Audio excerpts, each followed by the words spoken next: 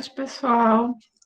Já podem começar aí com o nome na lista de chamada. Inclusive, na planilha que vocês têm acesso, tem algumas pessoas que já estão com a quantidade de faltas bastante considerável. Já me parece que no final da aula, essas pessoas que viram lá na planilha que estão com muitas faltas, que conversem comigo para ver se a gente consegue, de alguma maneira, evitar uma reprovação por falta. A gente pode, de repente, pensar em algum trabalho para compensar essas faltas, tá certo? Hoje a gente começa com uma parte que é um pouco mais teórica da disciplina. A gente vai tentar entender esses processos de formação de significado através das imagens e as diversas teorias que estudam esse tipo de investigação. E aí, a gente vai ter também que pensar um pouco mais a respeito da bibliografia e dos textos que a gente lê. Vocês vão ver que nós temos duas atividades nesse bimestre, né, que agora a gente está na B2, que elas são teóricas. A gente tem uma resenha crítica, que eu vou falar mais no finzinho do encontro de hoje.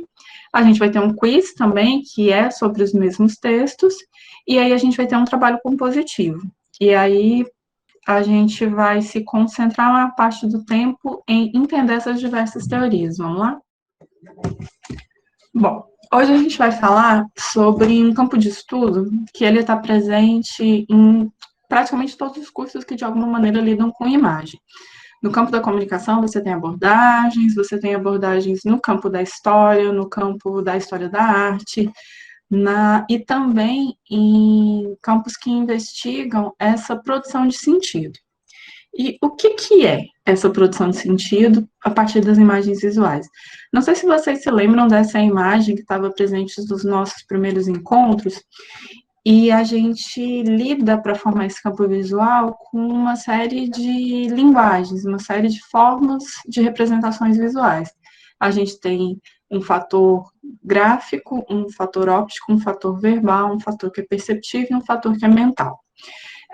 Quando uma imagem ela passa a figurar o nosso imaginário, ou ela está diante de um espectador, a gente percebe que existe um processo de formação de sentido.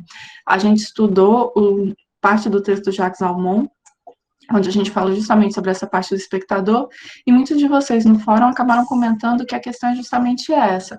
Por vezes a gente não presta atenção em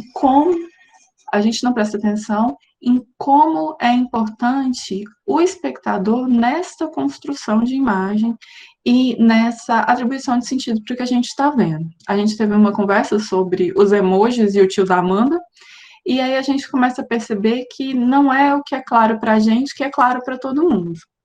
Então, a gente precisa entender esses códigos e esses modos de pensar que a gente vai sendo apresentado. Então, a gente vai alguns códigos que eles vêm a partir de uma conceituação e eles são lineares, como por exemplo na escrita. E o que acontece na escrita? Quando você muda a ordem dos fatores num texto, ou você muda o papel que cada elemento textual tem ali, você acaba mudando o sentido. E quando a gente está falando de um código de imagens, essa estruturação ela não necessariamente é linear. Um exemplo disso foi a nossa conversa sobre as composições no nosso último encontro.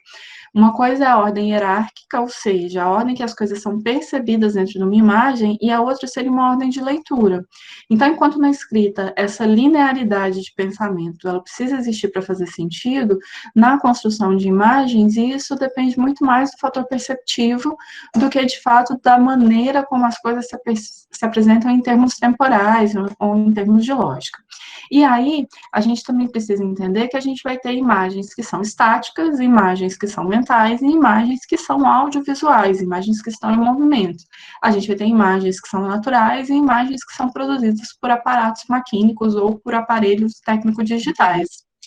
Então, para tudo isso, a gente precisa entender melhor a formação da nossa sociedade, para perceber como é que a nossa sociedade se relaciona com essas imagens. Um dos primeiros caras, um dos primeiros autores que vai começar a pensar isso, a partir de uma filosofia para o design, para a fotografia, é o Willem Flusser, que é um dos autores que está na nossa bibliografia. Então, a gente precisa entender que a construção de qualquer linguagem, ela acaba visando a produção de um sentido. E aí, Quando a gente decifra um determinado código, a gente reconhece neles os elementos que o formaram. A partir disso, a gente é capaz de associar com aquilo que a gente viu ou ouviu algumas ideias, algumas experiências que já são nossas. E assim, a gente consegue chegar naquilo que a gente chama de produção de sentido. Então, quando o meu espectador, quando qualquer um de nós está diante de uma imagem, aquilo vai se relacionar com a bagagem que a gente já tem. E a partir da relação entre aquilo que a gente percebe e aquilo que a gente já tem na nossa bagagem, é que a gente chega nesse processo de produção de sentido. Então, quando a gente fala de produção de sentido, a gente está falando basicamente de significar. Se a gente for no sentido estranho, estrito da palavra significar, se a gente for no conceito, a gente vai estar relacionando a produzir um entendimento a partir de sinais que a gente recebe. Então, o sentido e o significado, eles são termos essenciais para duas grandes áreas da linguística, uma é semântica e a outra é pragmática. Na realidade, tanto numa quanto na outra, essas ciências, elas estudam a significação, só que uma vai numa direção e a outra vai na outra direção, mas ambas lidam com esse ato de significar. Aí, a gente precisa entender essas duas visões sobre significação. A primeira é uma que vai partir do significado dicionarizado, por exemplo, de uma palavra ou de um grupo de palavras, para entender a sequência construída com ela ou com aquele grupo. Essa área é a semântica, que é uma linha teórica que, na verdade, ela vai estudar a significação, ela vai estudar as relações de significado a partir dali. E aí, uma outra visão, ela parte do sentido que um enunciado adquire quando ele observa aspectos como quem disse, em que circunstâncias aquilo foi dito, como aquilo foi dito.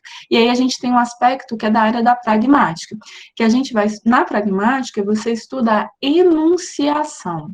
Eles estudam o significado, mas eles buscam entender em que contexto aquilo foi dito e que sentidos são adquiridos daquele enunciado a partir da localização, tanto de quem recebe quanto de quem produz aquele enunciado. Então, a gente acaba chegando num diagrama que eu não sei se vocês já tiveram oportunidade de ver na vida de vocês. Quando a gente estuda comunicação, a gente sempre está partindo desse princípio. Alguém vai emitir uma mensagem para um outro alguém. E aí, essa emissão de mensagem, ela ela precisa de um meio para que essa mensagem seja carregada. Quando a gente está falando das imagens, esse meio é justamente o meio das imagens, o meio das formas que precisam ser percebidas visualmente. Ou mesmo quando a gente faz uma narrativa e a gente pretende que essa formação de imagem se dê na cabeça do meu observador, do meu interlocutor. E aí, para que essa informação ocorra, ela não ocorre simplesmente porque a gente quer, ou do jeito que a gente quer. A gente precisa entender que você tem uma série de filtros entre o que o emissor diz e aquilo que o receptor recebe. Esses filtros, eles são de ordem sensorial, operativa e cultural. Só depois que a minha mensagem entra em contato com esses filtros, ela passa por essas pequenas barreiras, é que ela vai entrar no que a gente chama de zona emissora do receptor.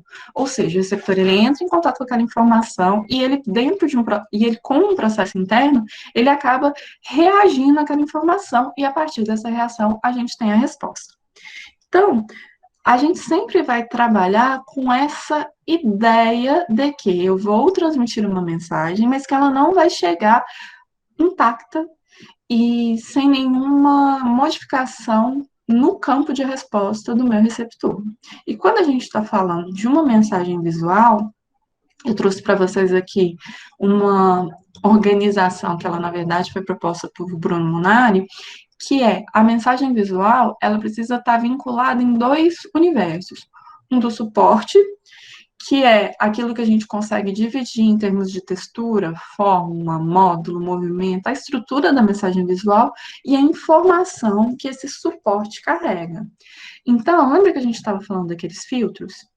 Pois bem, quando eu escolho um determinado suporte, eu estou procurando desviar de alguns filtros que o meu emissor tenha, ou eu estou lidando com esses filtros de maneira que esses filtros ajudem a comunicar exatamente o que eu quero. Então, para uma pessoa que gosta de carnaval, Eu não sei se vocês gostam de carnaval. Aqui a gente está do lado de Recife, que ainda é o maior carnaval do mundo, quando a gente puder voltar a se aglomerar, né? 1/12, o Galo da Madrugada, é um evento que reúne 15 milhões de pessoas. Mas, para uma pessoa que gosta de carnaval, que gosta de Olinda, glitter tem uma configuração completamente diferente de quem nunca foi com um babado desse. Dani, mas o que tem a ver glitter com uma construção de imagem? Tem, porque a partir do momento quando você usa glitter para comunicar qualquer coisa, ele vai passar de maneira diferente para quem nunca curtiu o carnaval, para quem não se conecta com o carnaval de jeito nenhum e para quem se conecta com o carnaval. São dois filtros que acabam tendo ali. Gostar ou não gostar daquilo faz com que eu entenda glitter separado, entenda glitter diferente de uma pessoa que não gosta nada de carnaval. Então, por exemplo, a Amanda está comentando aqui no chat, glitter associado a carnaval é daqueles que não saem. Aí, Amanda, a gente, numa disciplina, na disciplina de projeto gráfico 1, eu geralmente uso empresas bem nonsense, assim. A gente, esse ano, tem uma empresa que é sushi de inseto e a gente tem uma empresa que é uma loja de glitter que funciona em Olinda. Ela só vende glitter. Tudo que for de glitter, ela vende. Só que o grupo que foi sorteado para fazer essa empresa não conhece, não gosta, não sacava nada de carnaval. Então, para eles, quando eles receberam, todo mundo que gosta de carnaval, que pensa nesse glitter que não sai de jeito nenhum, na hora que a empresa propõe um shampoo que promete tirar todo o glitter de você, para você não ficar com a orelha brilhando na quarta-feira de cinzas e dar um nome para esse produto de Libera o Glitter, para a gente faz sentido. Para esse grupo não faz o menor sentido. Então, para eles foi muito mais complicado o desenvolvimento da identidade visual por não se conectar. Os filtros que eles tinham não permitia que eles fluíssem por esse campo como fluiria uma pessoa que tem esse costume. Isso leva a gente a algumas outras possibilidades, que é a nossa conexão com o conteúdo que a gente vai exprimir ou com o conteúdo que a gente vai receber, mas já já eu falo disso. Então, quando a gente está falando de comunicação visual, a gente está falando de todas as expressões que envolvam imagem. A gente vai falar de desenho, a gente vai falar de fotografia, a gente vai falar de arte, a gente vai falar de cinema. Arte, quando eu digo, é artes plásticas, tá, gente? A gente vai falar das formas abstratas, das formas concretas, e para entender tudo isso, a parte que eu tenho no suporte, os elementos que eu uso como suporte, eles são mais ou menos os mesmos, por assim dizer. Mas aquilo que carrega a informação muda muito, porque muda muito o público e muda muito a proposta. Então, a gente precisa entender que a linguagem gráfica que eu vou usar para um pôster de cinema e que eu vou usar no filme que aquele pôster se refere, eles podem ser os mesmos elementos, mas eles vão ser usados de forma diferente. E isso vai produzir processos de significação diferentes no meu observador. Aí o que acontece?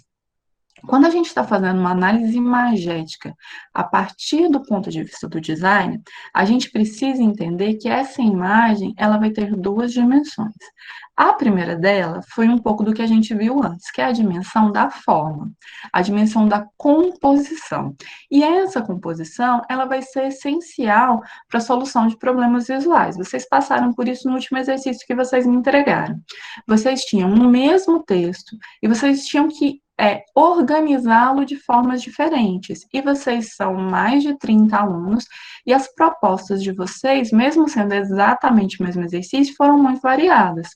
Então, as decisões compositivas, elas vão determinar quais os objetivos que eu vou alcançar. A gente estava partindo de um mesmo texto, onde parte da turma entendeu que utopia era uma coisa positiva e alguns alunos entenderam que utopia era uma coisa negativa. Era o mesmo texto, eram os mesmos recursos visuais que vocês tinham, e vocês estavam comunicando duas ideias muito diferentes. Então, toda essa parte da forma, toda essa parte compositiva, ela é uma das análises que a gente pode fazer quando a gente está imaginando como que a significação se dá a partir daquela imagem visual. Só que tem uma outra dimensão, que ela vai ser uma dimensão de conteúdo. Quando eu estou falando dessa dimensão formal, eu estou sempre pensando em como o meu receptor vai enxergar aquilo. Mas, quando eu vou nessa dimensão da produção de sentido, eu preciso entender qual é o gatilho uma palavra da moda, né? Ou ainda ou não é mais da moda falar em gatilho? Não sei, muda tanto. Mas enfim, com aquela composição, eu preciso entender quais os gatilhos ela vai despertar no meu observador para que ele produza um determinado sentido. Então, a gente precisa identificar quem é esse usuário, quais são os filtros que ele possui, e aí contextualizar o discurso daquela peça gráfica dentro do universo do meu grupo-alvo, do meu público-alvo. Então, contemporaneamente, o design está sendo cada vez mais centrado no usuário, tanto para a produção de imagens, quanto para a produção de objetos, a geração de produtos, porque a partir do momento que você entende que você precisa do usuário para que tudo relativo àquela peça, que aquele objeto, que aquele ambiente aconteça, você muda a sua perspectiva de projeto.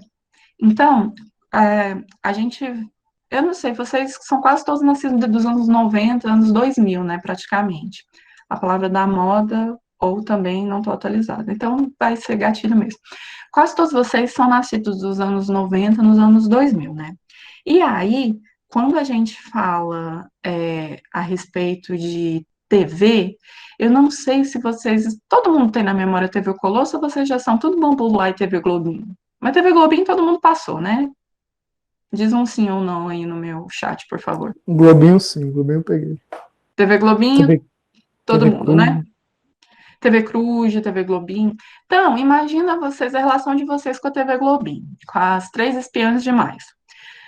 Não interessava muito se você, lá, remelentinho, chegando da escola, esperando ir para a escola, estava de saco cheio, que sempre passava os mesmos episódios das três espiãs demais. Não interessava muito. Você não tinha essa possibilidade de devolver. Hoje em dia, se você constrói qualquer programação de TV ou qualquer coisa dentro da internet sem levar em consideração os remelentinhos que estão lá assistindo a TV Globinho, esse produto não faz sucesso. Porque antigamente era assim, você gostando ou não gostando, a hora que ia passar as três espiãs demais, ou que o Cruz ia entrar no ar, ou que qualquer coisa que você gostava na TV, eu sou da época dos X-Men em desenho, vocês têm uma ideia tanto que eu sou velha. Qualquer coisa que você gostasse ali na TV, ele ia passar na hora que a TV quisesse. Se você pudesse assistir, você assistia, se você não podia, amém, azar o seu.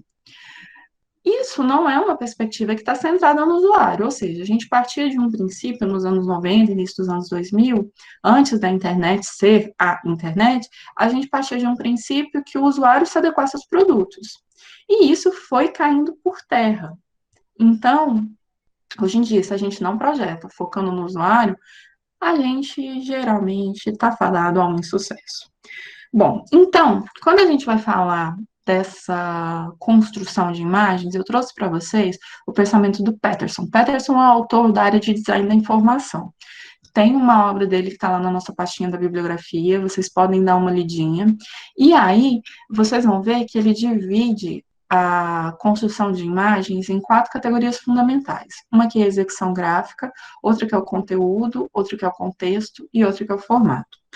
A execução gráfica é muito isso que a gente viu na primeira unidade. É como eu vou lidar com os elementos da forma, os elementos que estão disponíveis para minha composição e como é que eu vou organizá-los. Quando ele fala de conteúdo, ele diz que o conteúdo ele tem a ver com todos os detalhes expostos, os objetivos, os objetos, o tempo, o lugar, o espaço, os eventos, tudo que vai estar expresso naquela imagem, naquela composição visual, é da ordem do conteúdo. Então, ele tem a ver com a maneira como a gente disponibiliza e como que a gente concebe aqueles dados para a imagem. Aí, além da dimensão do conteúdo, eu tenho uma dimensão de contexto para o Peterson. Então, existe um contexto que é interno e existe um contexto que é externo. Aquilo que faz parte da composição, que dá forma, o Peterson chama de contexto interno à imagem, pertence a ela, aquilo não muda. Mas tudo aquilo que rodeia a comunicação como um todo, dos produtores, as suas intenções, as circunstâncias que aquilo foi gerado, é o que ele chama de contexto externo da imagem. Então, eu pego toda uma concepção gráfica para expressar um conteúdo, que é uma série de informações. Mas quando eu expresso esse conteúdo, eu preciso lidar com dois contextos. Um, que é interno à própria imagem, é dela, que pegou todas aquelas informações e organizou, e um que é externo a ela, que diz respeito às intenções e ao que circunda aquela imagem para que ela passe a significar. Quando eu estou falando de formato, o Peterson ele diz respeito à percepção de como os conteúdos e as imagens e o suporte se relacionam. Então, a maneira como eu peguei aquelas informações, organizei com os meus elementos disponíveis para composição, organizei o contexto interno dela e vou expô-la, seja de forma impressa, seja em forma de vídeo. Essa maneira como eu exprimo aquela composição é o que ele chama de formato. E aí, cada formato vai ter uma natureza. Cada um deles vai trabalhar de forma diferente com as informações que lhe foram dadas. Aí, além disso tudo, a gente precisa entender que imageticamente essas imagens elas vão construir relações e que vão ser essas relações que vão fazer com que toda a mensagem seja comunicada por aquele formato que eu escolhi para o público que eu escolhi. Então, a gente vai ter muitos e muitos e muitos e muitos autores que vão tentar entender como é que esse processo de contar alguma coisa para alguém se constrói. A maioria dos autores, eles estão relacionados a uma área que a gente chama de análise do discurso. Porque quando eu pego esse conjunto de elementos, organizo essas informações, analiso os seus contextos e entrego sob um formato, eu estou construindo um discurso. E aí você vai ter autores como Foucault, Althusser, Bourdieu, e mais uma lista que está aí do ladinho para vocês verem. Eles são autores de várias áreas que vão das letras na comunicação, na filosofia, no design, para tentar entender como é que esses discursos se constroem. Então quer dizer que não tem um jeito certo da gente entender? Jeito certo da gente entender ainda é discutível, porque você vai ter abordagens diversas para aprender como é que as imagens criam significação. Mas algumas coisas a gente já pode assimilar como quase que um ponto passivo. O primeiro deles é que existe, para o discurso e para a enunciação, a ideia de que todo discurso é situado. Então, isso que eu estou falando com vocês aqui agora só faz sentido com vocês, ou numa janela de tempo muito delimitada. E aí, eu preciso entender que não existe discurso que ele é desprovido de intenções. Ele sempre tem uma intencionalidade por trás. E aí, essa situação do contexto em que ele é dito e de quem está dizendo e para quem está dizendo é que constrói todo esse processo de enunciação e de possibilidade de que o meu interlocutor ele consiga entender do que eu estou falando. Outra coisa que a gente precisa entender quando a gente está falando de discurso é que esses discursos, eles nunca vêm sozinhos. Todo discurso traz em si uma constituição formada por discursos anteriores. Por quê? Porque a gente carrega. Lembra que tudo que a gente está falando e tudo que a gente está entendendo se relaciona com coisas que a gente já tem na nossa bagagem? Que esses filtros que a gente tem também fazem parte da nossa bagagem? Com os discursos é a mesma coisa. A gente precisa entender que existe uma interdiscursividade, ou seja, a relação do que eu falo, da opinião e da mensagem que eu estou transmitindo, com outros discursos que já foram ditos, seja porque esse discurso foi esperado, seja porque ele se relaciona diretamente com aquilo que eu estou falando. Aí, cada processo de interdiscursividade, ela vai se dar em diferentes sistemas. Então, você vai ter discursos que vão ser construídos a partir de elementos visuais. Os discursos construídos a partir de elementos visuais, eles são analisados por um grupo de teorias. Aqueles que são construídos a partir da linguagem verbal são analisados por outro grupo de teorias. Então, sempre que a gente for falar desse entendimento de uma imagem, do entendimento de um texto, a gente vai ter que entender de que teoria que a gente está falando. E como é que essa interdiscursividade, ela transita entre esses diferentes sistemas de comunicação e essas diferentes linguagens.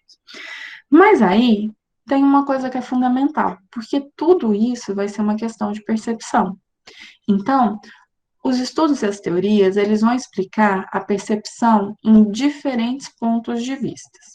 e vão indicar campos de investigação que também vão desde os filósofos pré-socráticos até as teorias mais contemporâneas de análise do pensamento, de análise dessa formação que a gente tem. Então, o processo perceptivo, ele é entendido também a partir de teorias diferentes.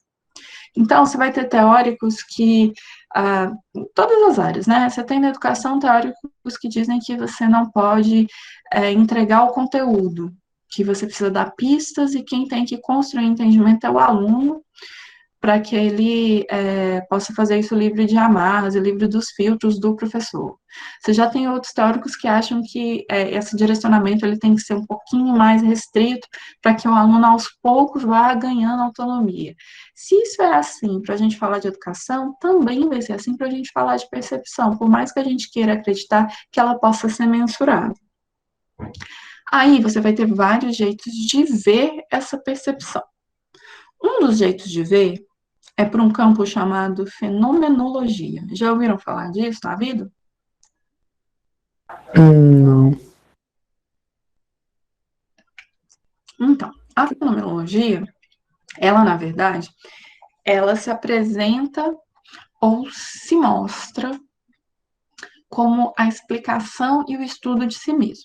Então, os fenômenos e a consciência destes fenômenos é que faz com que a gente entenda a significação deles e nos permita compreender como é que este fenômeno fala dele mesmo. Então, você vai ter teóricos como Husserl, Heidegger, Sartre, Merleau-Ponty, que são estudiosos da fenomenologia. Tem um autor que eu até comentei no fórum, que é bastante usado na discussão da fenomenologia da imagem, que é o Didi Huberman. Ele tem um livro que chama O que Vemos e o que Nos Olha.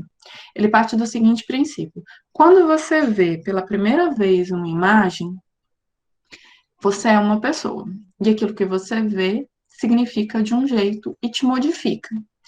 Como ele te modificou, a próxima vez que você for entrar em contato com uma imagem, com aquela mesma imagem, você não é mais o mesmo. Então, o seu entendimento daquilo que você está vendo também não vai ser o mesmo.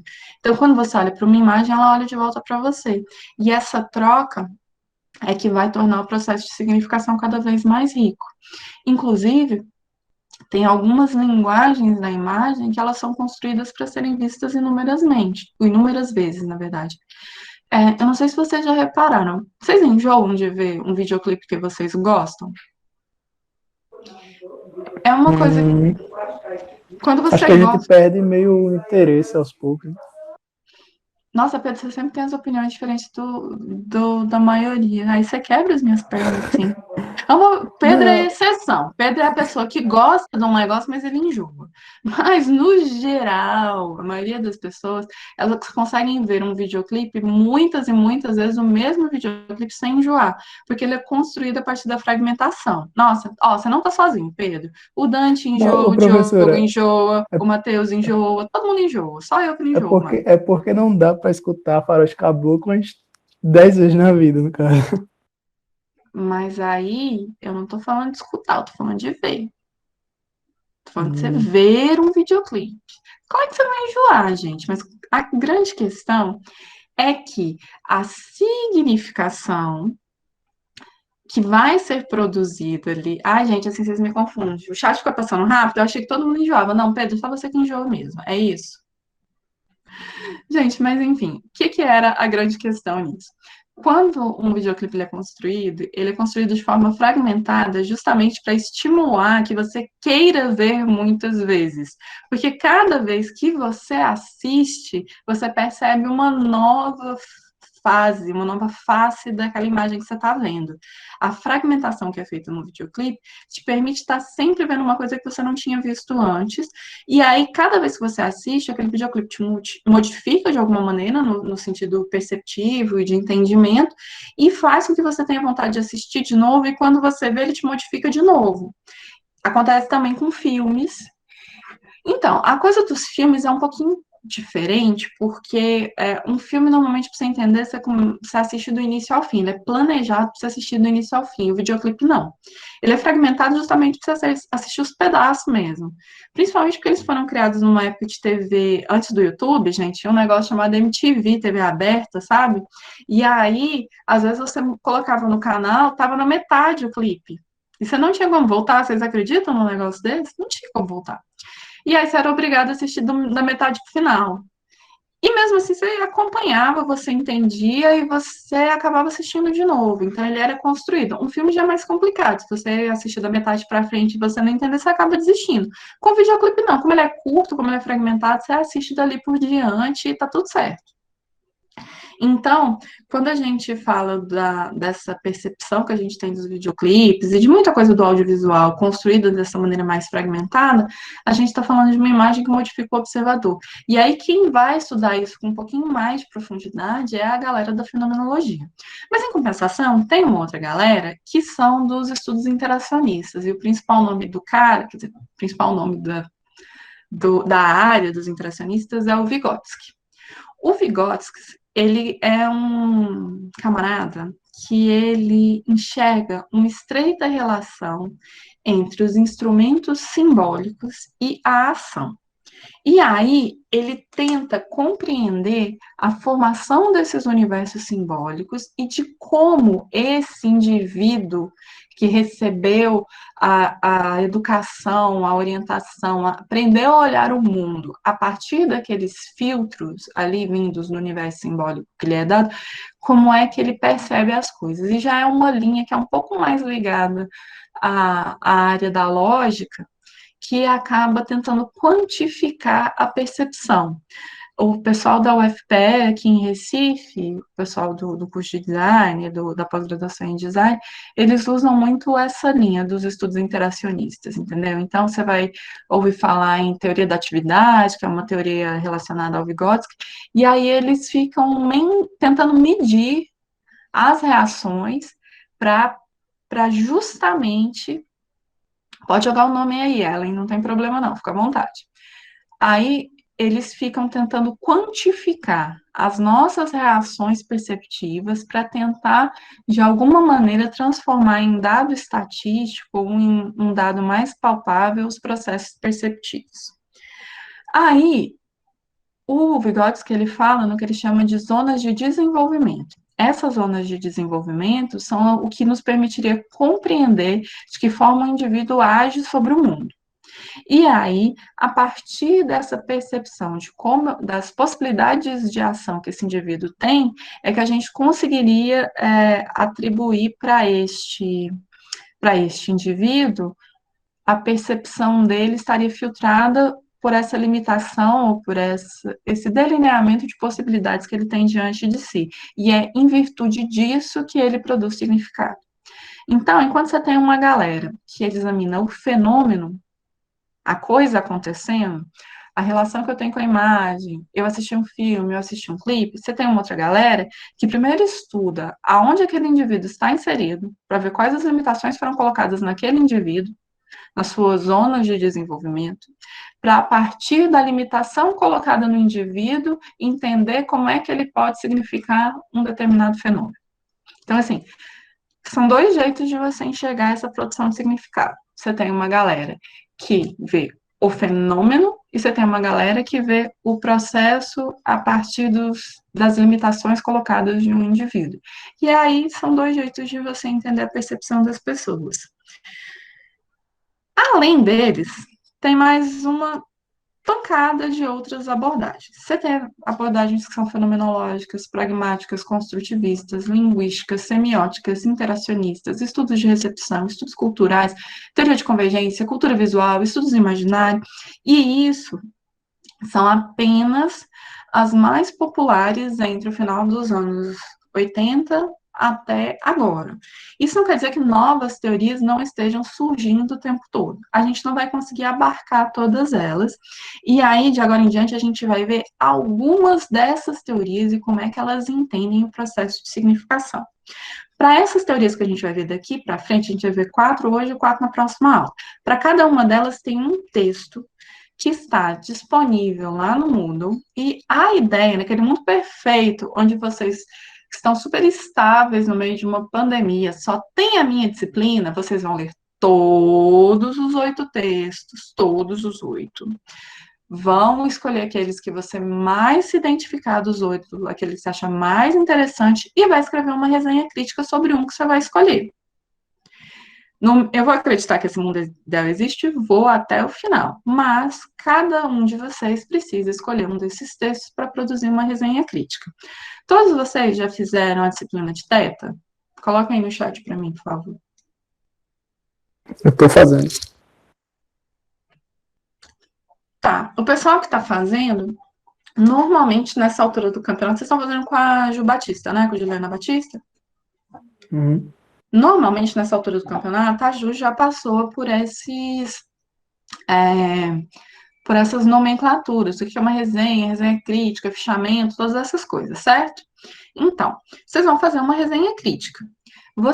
Eu não quero um texto, não é um texto muito longo. O objetivo é ler o texto, entendê-lo, me contar do que ele fala e dizer qual a sua opinião a respeito do que ele fala.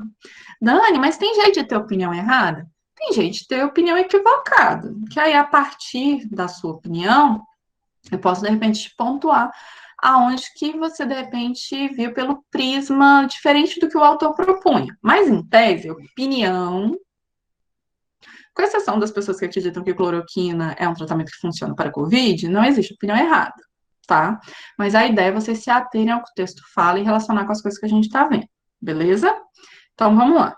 Hoje, a gente precisa entender como é que essa análise e produção de sentido, ela se relaciona com o design. Porque vocês vão estar sempre em uma das duas posições.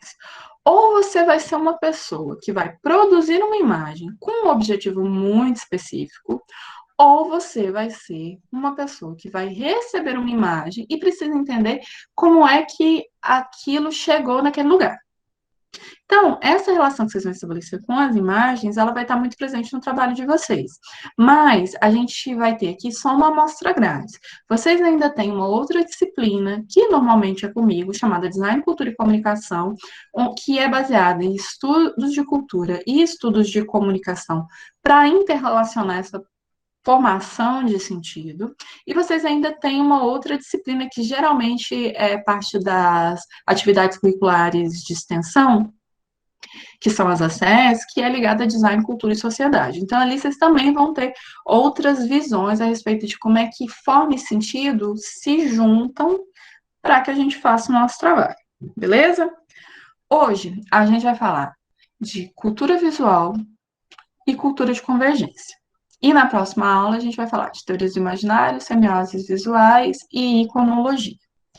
Então, hoje, para mim, é o dia das mais diversas. Apesar da minha formação do doutorado sem teorias do imaginário, hoje a gente vai falar de dois campos que eu gosto muito de trabalhar. Por quê? Porque eles trabalham com a ideia de cultura e não da imagem isolada. E quando eu estou falando de cultura, eu estou falando de um conjunto de coisas que se configura em um modo de ser, modo de ver, modo de pensar. E quando eu estou examinando essa questão da cultura, é mais tranquilo para eu localizar o meu espectador e também o meu produtor daquela imagem. Então, são duas teorias que eu acho bastante divertidas. A primeira delas é uma área chamada cultura visual. A cultura visual, ela nasce, não é que ela nasce, né? É meio estranho falar que uma teoria nasce, mas o principal nome que deu origem a esses estudos é o Hal Foster. O Hal Foster, ele é um historiador da arte. E ele começou a perceber que existia uma diferença entre aquilo que a gente vê e aquilo que a gente entende. E aí, ele cunhou esse termo visualidade, que vocês já devem ter ouvido eu falar algumas vezes. Porque quando você fala de visualidade, você está falando diferente da visão. E ele traz para a gente justamente essa diferença. O Hal Foster diz o seguinte: a visão é um mecanismo. Então, é aquele negócio que se processa lá dentro do meu olho, tem a ver com a percepção visual. É um processo operativo, é um processo biológico, sim, tem as suas questões de barreiras culturais e de processos de percepção, mas ele chama visão o mecanismo. Já o discurso, a nossa percepção social em cima daquilo que a gente está vendo, ele chama de visualidade. E aí isso acaba sendo interessante, porque a partir do momento que você tira a ideia é porque ele é um historiador da arte, né? Então, a partir do momento que ele tira a arte do cotidiano e ele coloca os dois no mesmo patamar, você amplia a quantidade de coisas que você pode analisar. Então, você vem de um histórico aí que dentro da história da arte, você só examinava as grandes artes. E você tem um problema seríssimo. O que são grandes artes? Geralmente branca, europeia e feita por homens em algum momento da história héteros.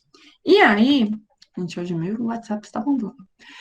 E aí, quando você está falando desses processos de que existe uma arte e o resto das coisas, e todas as outras coisas que você vê, e o cartaz que você vê na rua, e o anúncio que você vê na porta da escola, né, da faculdade, aquilo não merece ser analisado, a gente não entende coisas sobre aquilo, e a partir do momento que você diferencia esse processo, você tira o caráter de estudar a sua arte, você começa a estudar tudo aquilo que você pode ver, e a partir do qual você pode construir uma percepção social, você facilita os processos.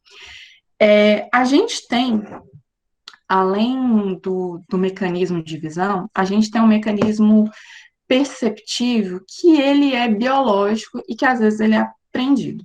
Eu vou parar essa tela com vocês e vou compartilhar outra. Aguenta aí. Porque hoje nós estamos múltiplas telas. Eu vou mostrar para vocês um vídeo e aí os coleguinhas que conhecem o vídeo vão fazer a gentileza de ficar quietinhos. Porque a ideia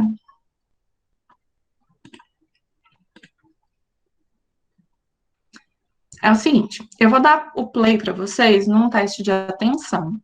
E esse teste de atenção que vocês vão ver, ele vai estar falando em inglês, que é para vocês observarem quantas vezes os jogadores de branco trocam as bolas. Quem This conhece... is an awareness test. How many passes does the team in white make? Go!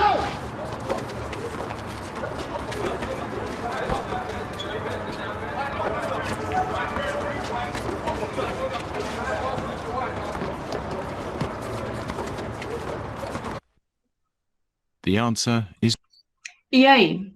Quantas vezes o time de branco... agora tá aparecendo na tela. Quantas vezes o time de branco... Eu contei 13. Eita, 10. 13 foi o Natan. E 10. Aí, povo? Tá, e alguém percebeu a pessoa fantasiada de urso? Hein? Alguém percebeu a pessoa fantasiada de urso? Is 13. But did you see the moonwalking bear? Vai voltar, vou mostrar pra vocês.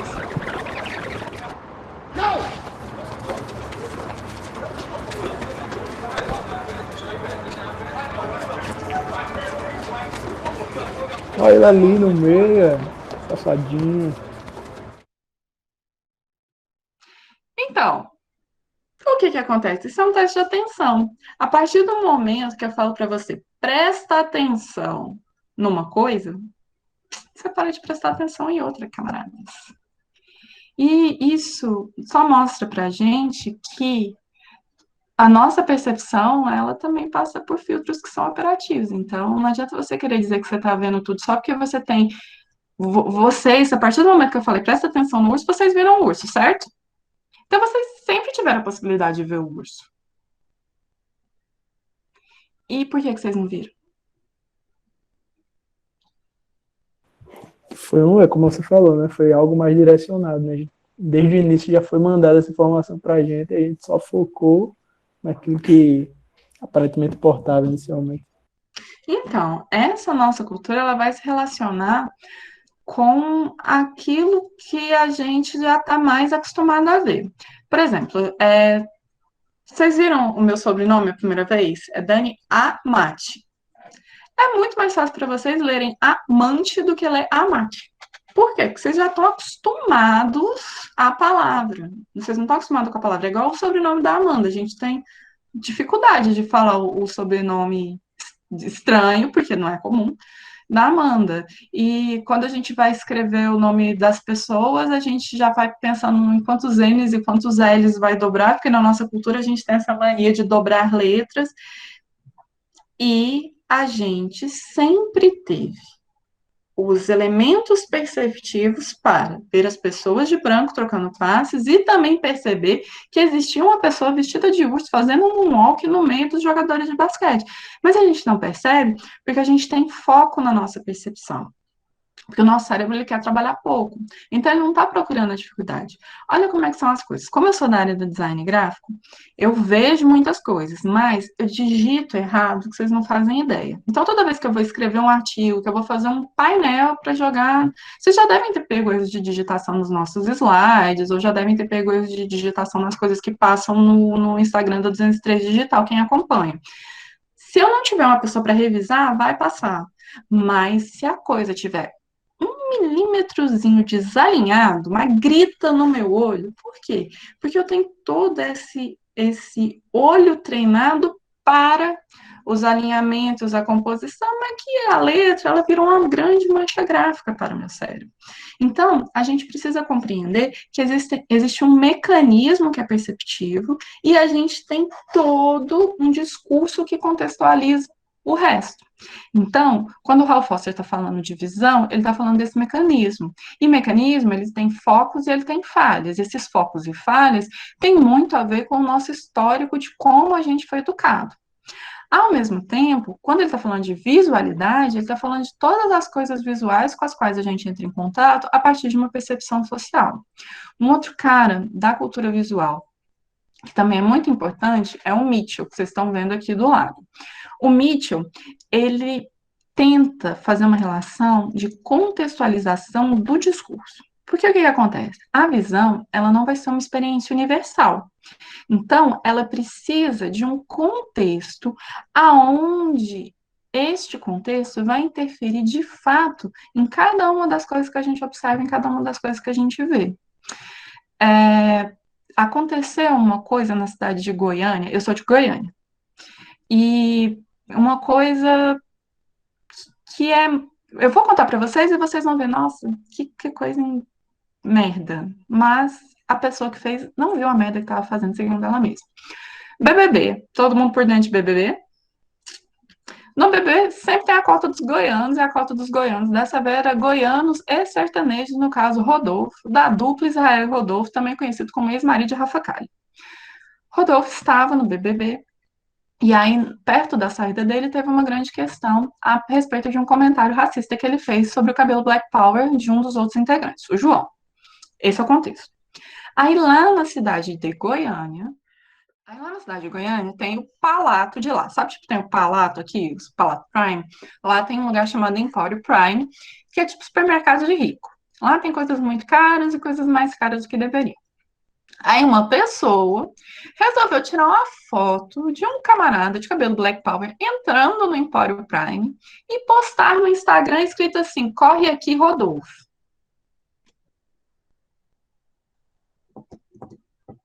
E a pessoa está chocada de que o Instagram dela, todas as pessoas estão apontando para ela o quão racista e babaca ela foi de fotografar um estranho de cabelo Black Power e insinuar, depois de tudo que aconteceu.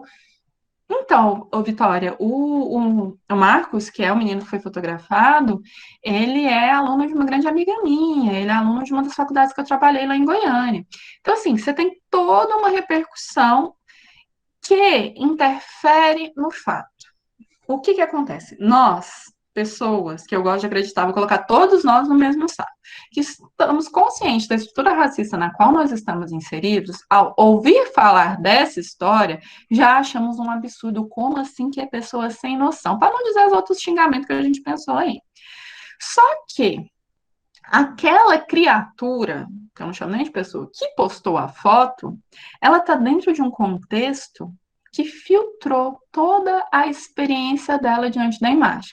Então, o grupo de pessoas que, como ela, é limitado e acha que racismo é mimimi, percebe ela tirar uma foto de uma pessoa de cabelo Black Power na porta de um estabelecimento mais caro de um jeito e nós percebemos de outro jeito. Não estou necessariamente indo lá para o campo da polarização política, embora também tenha um pouco a ver com isso.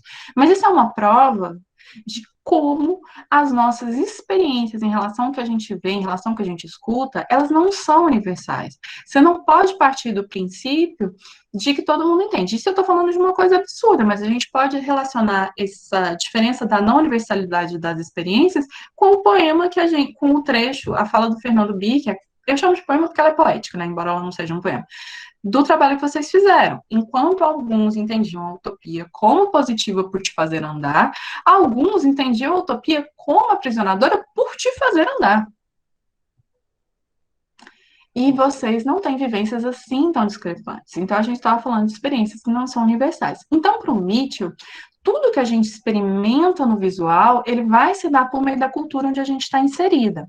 E as construções simbólicas que aquela cultura nos traz.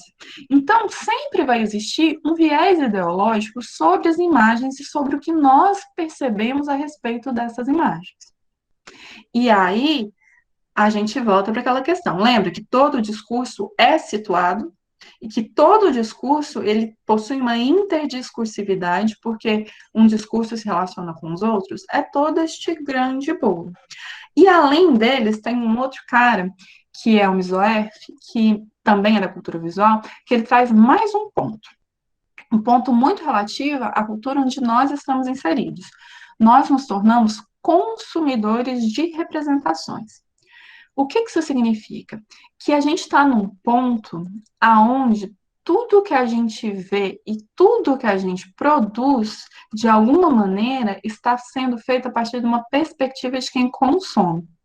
Quando você, eu e todos nós aqui passamos horas, Pinterest, TikTok, Instagram, escolhe aí a sua rede social à vontade. Quando a gente passa horas passando o dedo pela tela, rolando a tela e vendo aquele monte de imagem, a gente está consumindo aquelas imagens de alguma maneira. Quando uma blogueira velha, né? Uma digital influencer, um digital influencer, porque a gente sempre joga no feminino, né? Porque a gente vive em uma sociedade que meio que relaciona futilidade com mulher, então as digitais influencers de futilidade aparecem primeiro do que os marombeiros padrão homem hétero. Pois bem, a gente consome um estilo de vida que é feito para que nós consumamos. Então, o Mizoef é um dos primeiros caras que ele fala dessa estrutura social contemporânea, que ela, fundamentalmente, ela faz com que a gente consuma as imagens a partir dessa mediação tecnológica. Então, ou a gente está representando, ou a gente está vendo outras representações, às vezes, das nossas próprias existências. E aí é um negócio importante para a gente pensar, porque vocês não produzem imagem, vocês não consumem imagem. Então, vocês precisam entender onde é que vocês estão se metendo. Para começar, vocês precisam entender que as pessoas vão entender coisas diferentes a partir da perspectiva cultural de cada uma. E eu não estou aqui hierarquizando cultura melhor, cultura pior. São perspectivas culturais diferentes. Aí, quando você traz isso para uma sociedade contemporânea que tornou a imagem algo tão fácil, você passa para examinar a imagem em um outro patamar, aonde você a consome. Você usa essa imagem, entendeu? Porque quando você pensa em consumismo, em consumir alguma coisa, vamos lá, vamos consumir um hambúrguer. O que você vai fazer com o hambúrguer? Você vai comprar um hambúrguer, você vai comer um hambúrguer. Vamos parar no comer, tá? Você vai comer um hambúrguer. O hambúrguer está esperando alguma coisa de volta de você? Não. Então, quando você consome uma imagem, você não está necessariamente dando de volta nada para aquele lugar de onde você tirou a imagem, percebe? E aí, quando você começa a se relacionar com as imagens a partir dessa expectativa de quem consome, você só tem direitos, você não tem deveres. É por isso que é tão fácil para a nossa sociedade comprar determinadas representações que a gente vê nessas redes sociais, porque aparentemente elas não nos custam. Porque, em tese, são aplicativos gratuitos de alguma maneira. Já pararam para pensar nisso?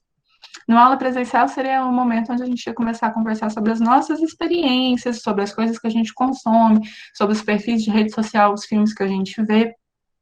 E se fica claro que esse pensamento do Mizoef, ele faz um certo sentido. Lembrando, gente, que eu estou apresentando para vocês teorias de forma muito superficial.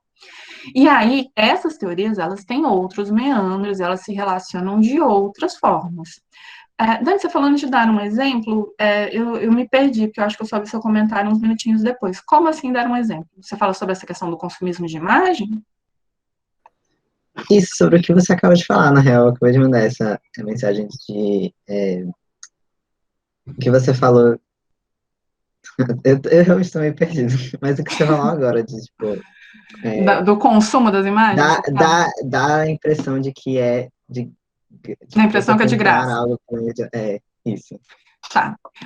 Quando você trabalha a partir de uma estrutura de consumo, a gente começa a consumir as coisas a partir de uma ideia de que estamos consumindo produtos. E aí, quando você consome um produto, existe uma troca pelo valor monetário e ele passa a ser seu. Quando ele passa a ser seu, meio que rompem-se as barreiras de uma obrigação você se desobriga a um retorno. Quando eu compro este copo, que no caso eu não comprei, eu ganhei, mas enfim, quando eu comprei o ingresso desse show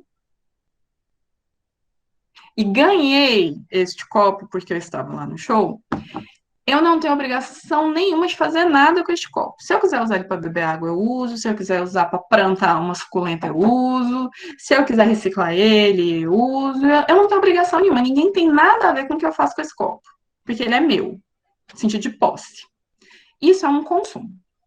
Só que aí, a gente vive numa sociedade onde esse processo de consumo, ele foi crescendo, crescendo, crescendo tanto que essa barreira de uma objetificação do que a gente consome, ela deu uma bagunçada, porque a gente passou a consumir coisas que, em tese, você não tem como ter propriedade privada sobre elas.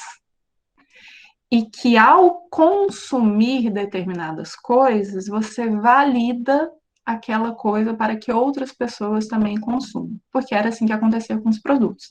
Se você tem uma marca de bolacha, que todo mundo gosta, que todo mundo come, que todo mundo compra, o fato de todo mundo comprar aquela bolacha significa para uma pessoa que nunca experimentou bolacha na vida, de que parece que aquela bolacha é boa porque todo mundo gosta.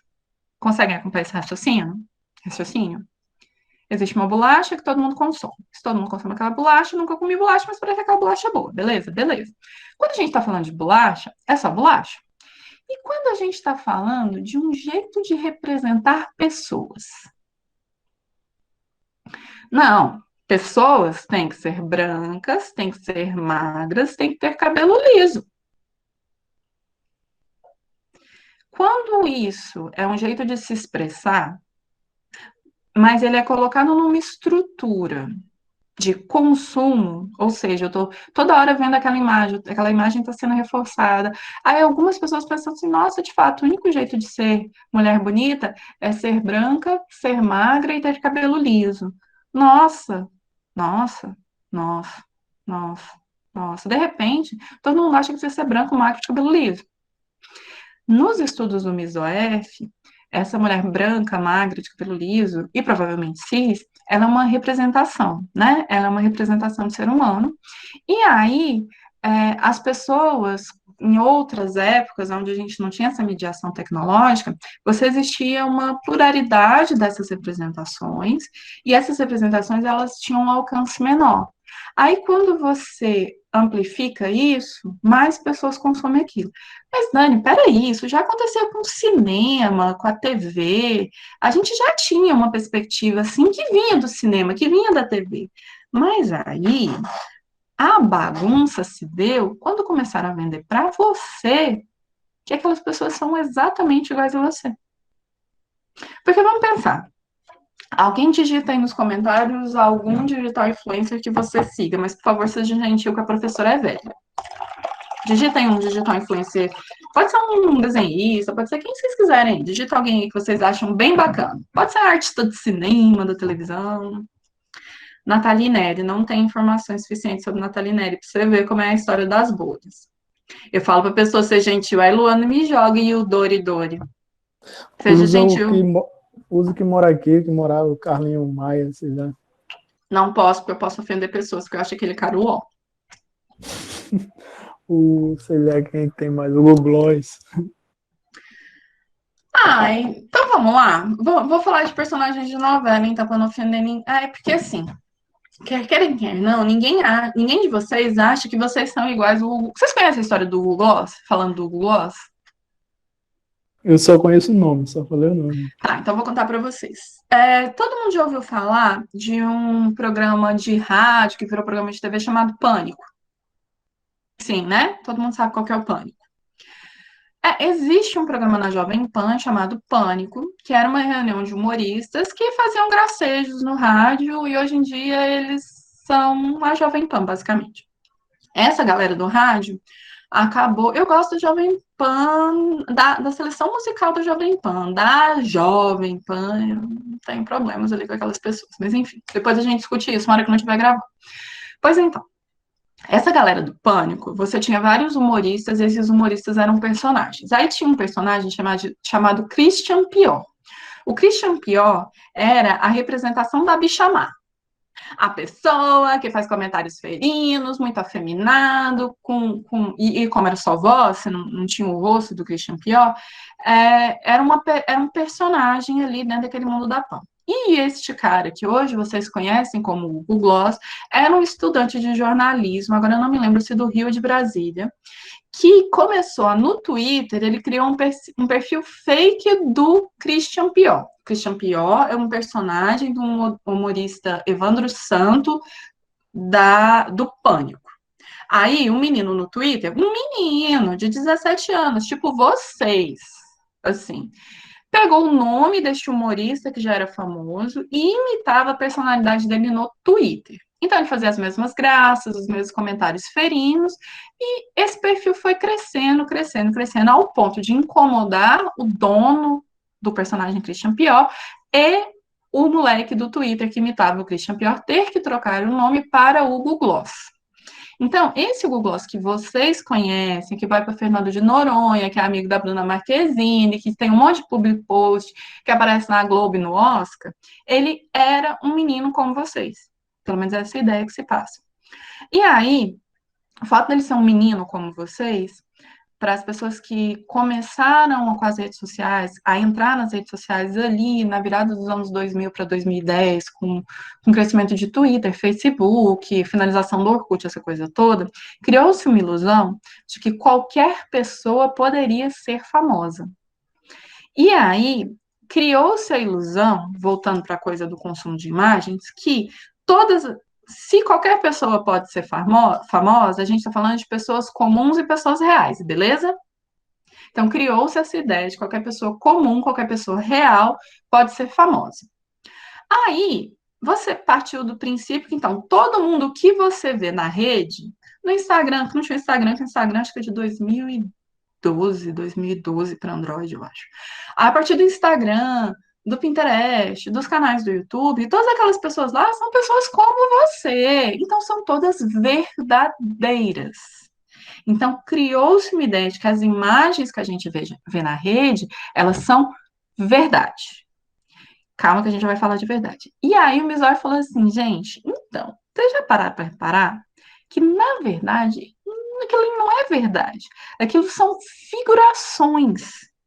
Aquilo são uma maneira que nós, pessoas em geral, usamos o acesso à produção de imagens a partir de um aparato tecnológico, né, dessas ferramentas que estão disponíveis a muita gente. Ali, a gente figura imagens. A gente não está mostrando a nossa existência. A gente está mostrando uma ideia que a gente gostaria que as pessoas recebessem sobre a nossa existência. E quando você consome, você não para pensar nisso, entendeu? Quando você consome, você está só sugando aquilo, sem parar muito para pensar. E aí, em determinados momentos, a gente volta aqui para a ideia do Mitchell. A gente precisa contextualizar esse discurso, porque tudo ali, qualquer produção de imagem, ela tem um viés ideológico, porque ela depende do contexto cultural onde ela foi produzida, de quem está falando e para quem está falando. E aí, a partir disso, você começa a ter problemas, como a Marta está pontuando aí no chat, da questão da autoafirmação, a ideia do entendimento que você tem. Porque, às vezes, quando você acredita que aquilo é real, imagina a frustração da cabeça do Schoffen, que viu Evandro Santo, que viu o Google Gloss, que viu essa galera que era anônima, que viu Felipe Neto ficar multizilionário com o YouTube, e pensa assim, gente, por que que eu não faço canal do YouTube? Por que que que eu fiquei pobre e esse menino ficou rico? Olha o tanto que esse menino, olha o tanto que esse menino é legal, ou o tanto que esse menino é idiota, aí vocês colocam o adjetivo que vocês quiserem.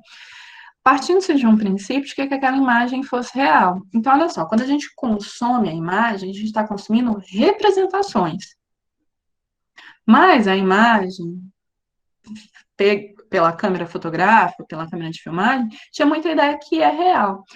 Falar dessas teorias para vocês é um pouco complicado de fato, porque o que acontece? Vocês estão trabalhando, vocês estão numa fase de muita transição. Eu, que sou uma pessoa nascida nos anos 80, eu vivi a transição de toda fotografia ela é real. Aquilo ali que eu estou vendo numa fotografia só pode ser verdade. Quando eu era criança, uma fotografia ela era real, porque a computação gráfica era mais limitada e tal. A partir do momento que você começou a usar Photoshop para tudo, isso sim, estou falando de Photoshop porque é o extremo. Porque se você vê blogueira ensinando a tirar foto de biquíni, você entende que uma imagem fotográfica ela tem muito de produção. Ela não é real, ela é um jeito de ver o mundo. E aí, depois, passou-se uma ideia de que a imagem em movimento, ou seja, o vídeo captado, ele é real, porque o vídeo é mais difícil de você editar, picotar, ele deixa as rastros. Aí a gente agora tem aquelas deepfake, aonde o Bruno Sartori é um perfil que, se vocês não conhecem, era importante vocês darem uma olhada, que ele no Brasil faz muitas e muitas paródias em cima de alteração de imagens que são praticamente reais. A Amanda está comentando assim, além do quão perto da realidade, a animação e o 3D chegou hoje, né? Então, deepfake, essas animações 3D, essas alterações de imagem, vocês já duvidam de um vídeo que vocês recebem. Por que a polarização política no campo do WhatsApp pega tanto o pessoal que é baby boomer, que é o pessoal ali pré-anos 80? Porque para eles é inimaginável o quão fácil é fazer uma deepfake. Então, se circulou o vídeo, eles acreditam que é real. Vocês já tiveram oportunidade de entrar dentro desses grupos? Assim, gostaria eu de dizer que são só os grupos de extrema direita que são assim. Mas se vocês entrarem também em grupos de extrema esquerda, qualquer lado desses mais extremos, vocês vão ver como as pessoas elas estão sedentas pela confirmação daquilo que elas acreditam. Então, qualquer vídeo que pareça que é uma pessoa como você, qualquer áudio, qualquer vídeo que pareça que é uma pessoa como você fez, amplifica aquilo e todo mundo passa aquilo de verdade. O que vai levar a gente para a nossa próxima teoria. Porque senão, né, gente, eu preciso pegar os ganchos para a disciplina, senão a gente fica aqui conversando porque é muito bom falar sobre imagem. Pelo menos eu gosto muito. Tem uma outra teoria que eu vou falar dela para vocês e que ela se relaciona justamente com isso que a gente estava falando. A gente precisa ter aqui em perspectiva essa ideia da visualidade, tá? Da cultura visual, onde você tem um cara mostrando que o seu olho que enxerga e o seu olho que entende, eles precisam trabalhar juntos e que eles podem ser treinados. Aí você tem ainda a ideia de que toda produção de imagem tem um viés ideológico, ele tem um contexto onde está inserido, e que hoje em dia a gente consome essas imagens como se elas fossem um objeto, e essa ideia de verdade ela vai sumir. Aí a gente precisa entender uma outra teoria, que ela não é exatamente uma teoria da convergência, mas ela é um estudo a respeito da cultura de convergência. Esse mocinho aí, sorridente da foto, é o Henry Jenkins. Ele é um teórico dos Estados Unidos, ele é um dos fundadores do Media Lab do MIT, que foi um dos primeiros laboratórios voltados para analisar a cultura pop, produção televisiva, produção cinematográfica. Pra vocês terem uma ideia, um dos primeiros trabalhos do Jenkins, ele é um dos primeiros caras que estudou os fandom trackers, sabe, da Star Trek? Ele é um dos primeiros caras que estudam esse fenômeno, porque se você pensar nos anos 80, nos anos 70, uma galera que se fantasiava por conta de um seriado de TV e se reunia em grandes convenções, era um fenômeno, assim, bastante interessante, porque eles não ganhavam nada com isso, né?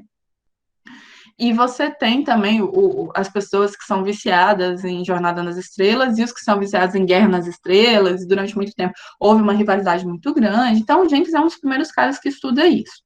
Por que os estudos do Jenkins são interessantes? Porque ele começa a perceber que você tem os meios de comunicação em massa que estão transmitindo vários produtos, e são produtos de consumo, são da cultura de consumo. Quando uma pessoa... eu estudei Neon Genesis Evangelion, que é um anime que a maioria de vocês conhece. Quando você vai estudar, aquilo é uma salada de referência e não faz muito sentido, não. Você tem um desenho feito no Japão, que a princípio é focado no público japonês, mas que ganhou o mundo, né? Aí, eles trabalham com temas de cultura hebraica, misturados com coisas do shintoísmo, e que uma galera ocidental, que não é nem shintoísta, nem judeu, fica enlouquecido, pirando nas teorias e fazendo fanfic e fanart, e vão movendo uma máquina de uma série que teve 22 episódios. A gente estava até conversando, acho que Luana, a gente estava conversando, né? Acho que Luana e Maiara, não era que a gente estava falando dessa ideia de que vocês pegaram de referência para ver o poema, a coisa mais melancólica que vocês iam no Eve e tal. A gente tem umas amplificações ali que nunca foram o propósito inicial de quem criou determinados elementos da cultura de massa. Então, você tem esses produtos, que são produtos de entretenimento, que são disseminados em larga escala da cultura de massa e que incentivam uma cultura participativa. O que é essa cultura participativa? Os fãs tomam aqueles produtos para si. E a partir do momento que eles tomam aqueles produtos para si, eles consomem tudo que for gerado. Eu hoje estava analisando seriamente se eu não deveria comprar um roupão de Hogwarts de 160 contos na Riachuelo. O roupão é de manga longa e plush e eu moro em Maceió. E eu estava cogitando se eu comprava. Eu só não pensei em comprar mais porque ele não era verde da Sonserina. Se ele fosse, o meu cartão de crédito tinha pulado. Eu sei que ele tinha pulado. Por quê? Porque você tem uma ideia, você abarca esses elementos da cultura de massa, da cultura pop, os fãs gostam tanto desse ou daquele universo, e eles trazem para si aquilo. Eu, por exemplo, gosto de usar rosas dia de quarta-feira por uma questão de pura identificação com a Regina George. E aí, toda esta construção, o Jenkins começou a pensar, ué, se as indústrias, os criadores, não começarem a convergir todas as possibilidades de mídia para si, os fãs vão lá e fazem. Então, eles começaram a pensar nessa possibilidade, ele começou a analisar essa possibilidade, que numa cultura de convergência, o fã de uma coisa que foi gerada no cinema ou na TV, ele está disposto a que aquele mesmo produto ele esteja presente em outros elementos e ele vai consumir. E aí a empresa que não entender que ela precisa estar presente nessas várias linhas, ela vai estar 10 mil passos para trás. Se você pensar, por exemplo, nos filmes que a gente tem hoje, qual filme que não gera action figure? Que não gera roupa, que não gera pelúcia, que não gera brinquedo. E quando não gera, os fãs fazem. Eu não sei se vocês conhecem uma rede social chamada Etsy. Não é bem uma rede social, é um mercado livre de artesãos. A Etsy ela é focada em produtos que são artesanais, mas que meio que autorais. Eu tenho uma amiga que ela comprou de uma artesã russa um APA, sabe o APA do Avatar? Do desenho animado do Avatar, o último. Ela comprou um APA quase do meu tamanho, de uma artesã da Rússia. O troço acho que, sem brincadeira nenhuma, o bicho deve ter um metro, mais ou menos. Ainda bem que ele era de pelúcia, então ele veio com aqueles negócios que você tira o ar, né? Então ele veio um bolinho assim. Ela comprou da Rússia. Porque ela não acha para comprar um APA. Entenderam? O que fã faz? E o Jenkins é o cara que estuda isso. Aí, foi ele que começou a entender essa modificação desse processo de cultura de massa. Mas para a gente entender esse processo da cultura de massa, a gente precisa voltar lá para o início do século XX para falar de dois caras, Adorno e Horkheimer. Os desenhos que vocês vão ver ilustrando esse slide aqui são da Ângela Muniz, que ela foi, ela é nossa aluna no design, ela já está no 7º período, eu contei a história para ela e ela ilustrou para mim e ela conseguiu expressar o que eu queria. Bom, a gente precisa, para entender a cultura de convergência, a gente precisa entender que antes dela houve o que o Adorno e o Horkheimer, no início do século XX, eles chamaram de indústria cultural. Esses dois autores, eles analisando como que as coisas estavam se configurando ali no início do século XX, eles começaram a perceber que existe um processo de industrialização da cultura, das expressões culturais e das expressões artísticas. Então, o que a indústria faz? Se a gente for pensar num processo de industrialização. Quando você compra, vou pegar meu copo de novo, quando você compra um copo da indústria, se você comprar 200 copos, a sua expectativa é que sejam todos iguais. A indústria produz eles todos iguais porque fica mais barato. É uma máquina só. O cara que vai operar a máquina, ele vai ter que fazer um movimento repetitivo, ele não vai precisar entender de muita coisa, porque um faz o projeto, o outro faz o copo, o outro faz a máquina, um faz o braço da cadeira, o outro aperta o parafuso, e assim vai indo esse processo seriado. Ele é acelerado e ele maximiza os lucros. Quando os povos de dinheiro começaram a sacar que eles podiam maximizar os lucros em cima das produções culturais, eles começaram a investir em cultura, mas impondo à cultura a mesma lógica da indústria. Por isso, Adorno e Horkheimer falam da indústria cultural.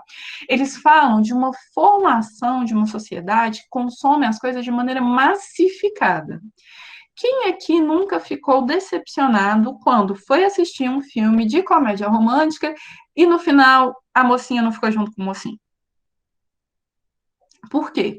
Porque a indústria cultural, né, essa expectativa de repetir uma fórmula exaustão, porque para pensar custa um pouco mais caro, e para pensar você pode investir na ideia de que vai dar errado, né, porque as pessoas podem não gostar, eles começaram a repetir sempre a mesma forma. Então, qual que era a receita da indústria cultural? Esse negócio aqui está dando certo. Eu vou fazer. Quando as pessoas começarem a enjoar, eu mudo uma vírgula, que uma vírgula é barato, e continuo fazendo. Quando as pessoas vão enjoando, eu mudo outra. E aí eu vou usando essa fórmula a exaustão. E aí, a grande questão para o Adorno e para o Horkheimer era justamente como isso nos tornava dependente do mercado. As produções culturais, elas não refletiam mais aquilo que o artista queria expressar, elas refletiam aquilo que o mercado queria consumir.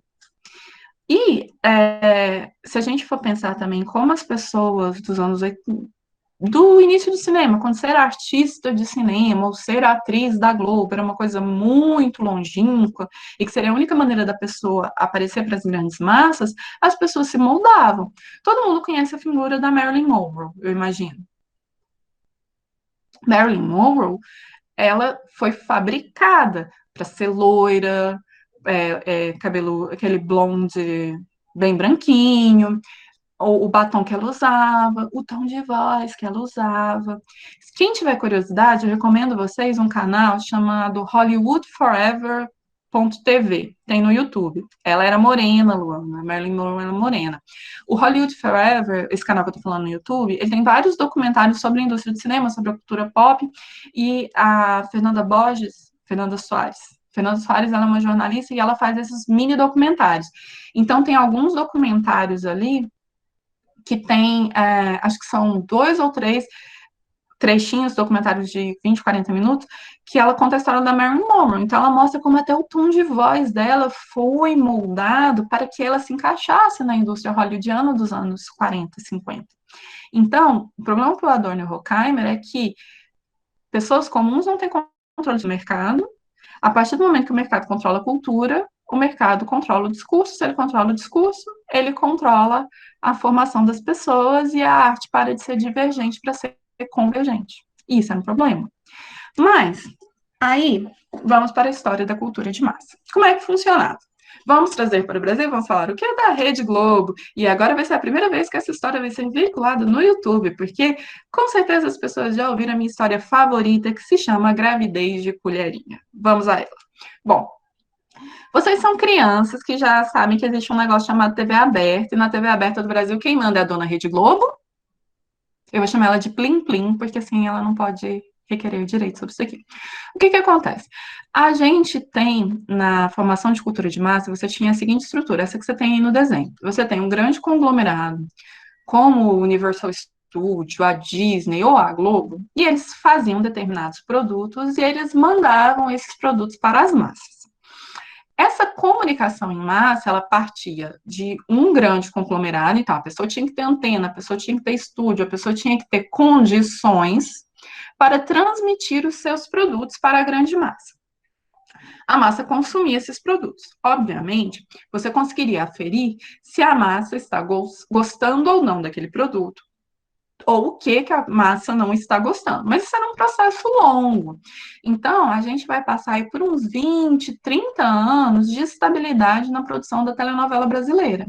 Na telenovela brasileira, às vezes eu via a minha mãe assistindo novela das 8, achando a novela um saco. Minha mãe detestava as novelas do Rui Barbosa, porque... É Rui Barbosa, gente? Benedito Rui Barbosa, isso. Porque eram novelas que geralmente são épicas ou grandes epopeias, então tem uma parte que ela fica alongada, que é o que na linguagem televisiva o pessoal acabava chamando que a novela tinha barriga, porque ela tem que ter um número X de capítulos para caber na grade, e eles dão aquela esticada, que não tem muita história para render, mas eles ficam ali rendendo.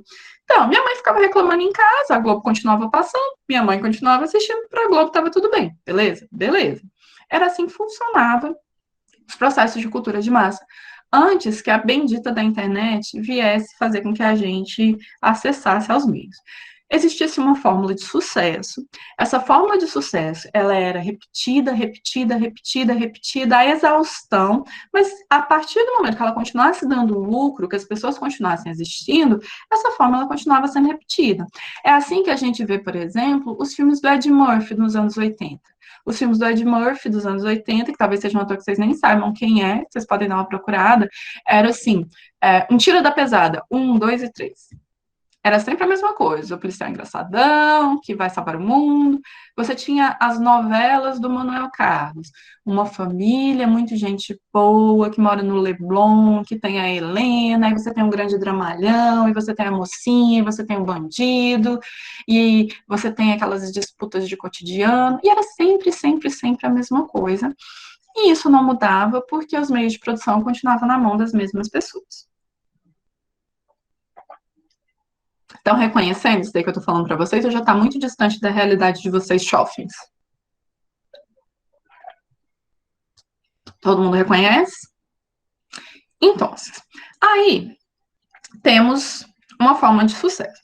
Só que aí inventaram a maldita da internet. Com a maldita da internet, você mudou o acesso aos meios de produção desses elementos televisivos. Enquanto para você se expressar pela palavra, você teria os telejornais ou os jornais impressos, a internet trouxe o blog. Eu podia simplesmente... Luana, eu tenho certeza que você seria amiga de Ângela. Eu gostaria de que voltássemos para o presencial para vocês conhecerem. Acho que vocês têm a mesma vibe.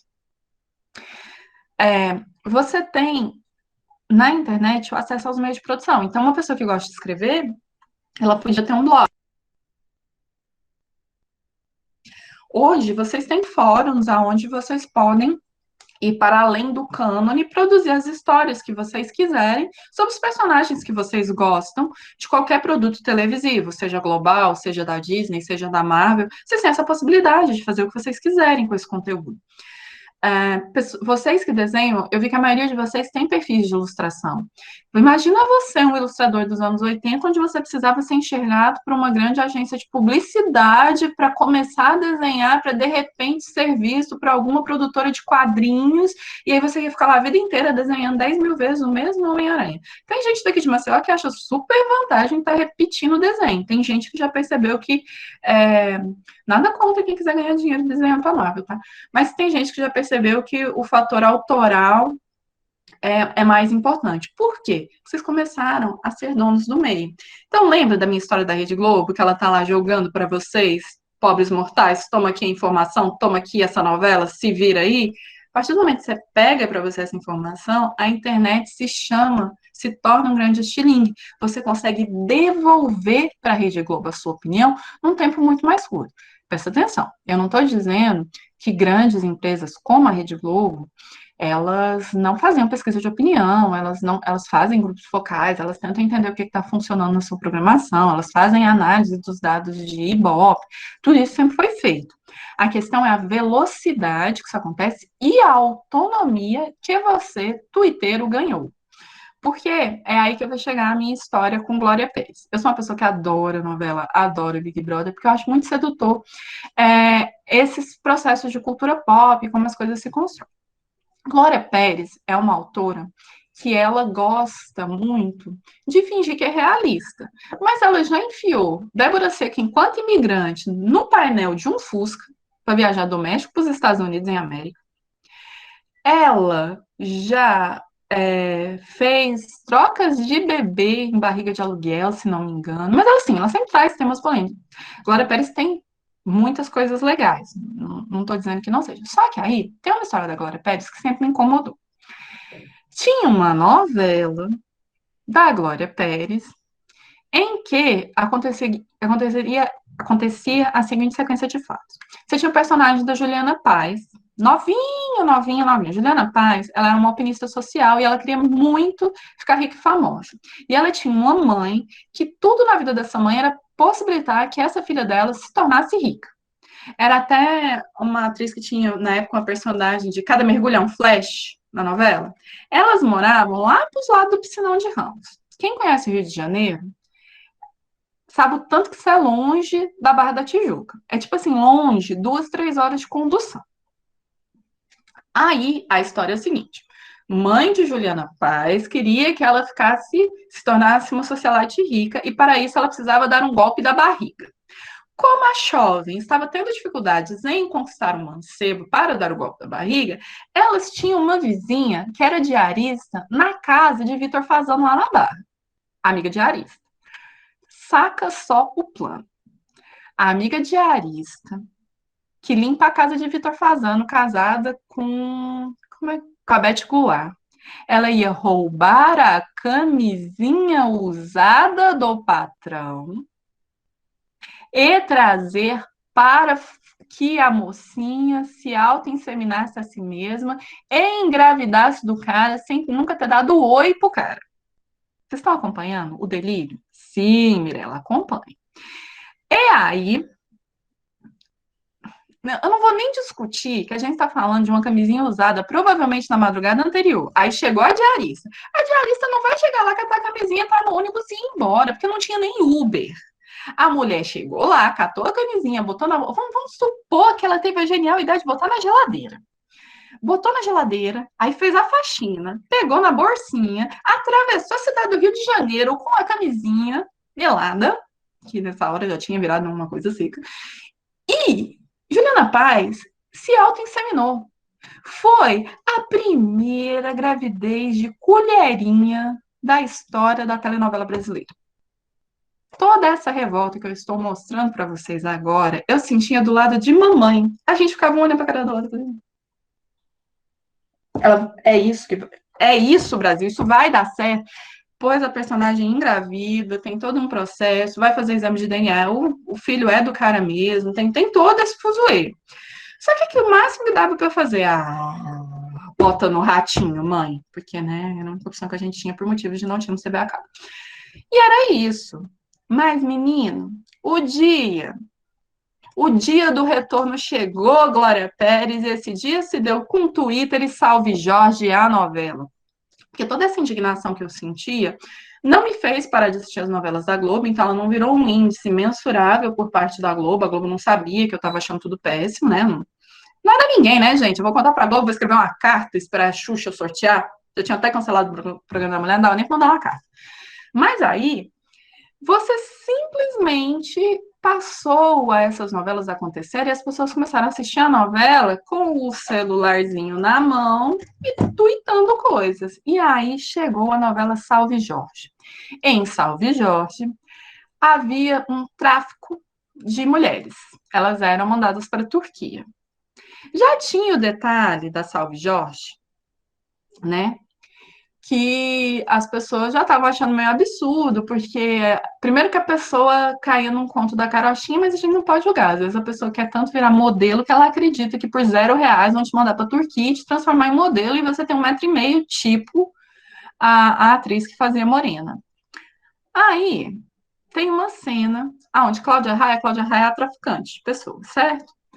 Aí existe a seguinte cena. Carolina Dickmann e Morena, que eu esqueci completamente o nome da atriz, ela é uma atriz ótima, é a que é mulher da Lan Lan hoje, gente. Como é que é o nome dela? Nanda, Nanda alguma coisa.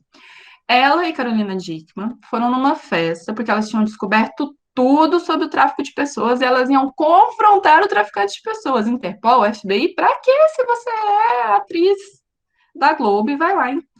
Aí elas vão para um desfile de moda, porque elas sabiam que a chefe do tráfico de pessoas estaria nesse desfile de moda.